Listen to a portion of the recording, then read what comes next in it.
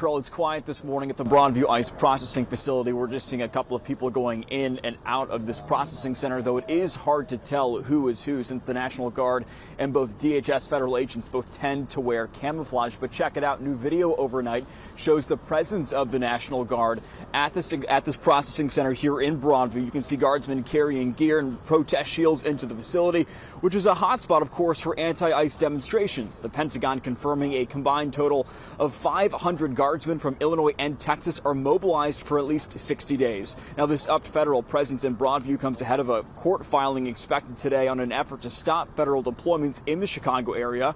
And in a new filing overnight, the Department of Justice defended the deployments. Government lawyers argue ICE officers have faced, quote, extraordinary danger, cited in months of attacks by demonstrators in Broadview.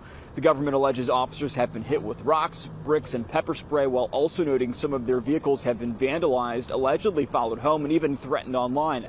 Illinois leaders have long condemned the use of the National Guard and filed the lawsuit to stop the deployments earlier this week. Former federal prosecutor Chris Hodeling shed some light on what today's court hearing could mean for the deployment.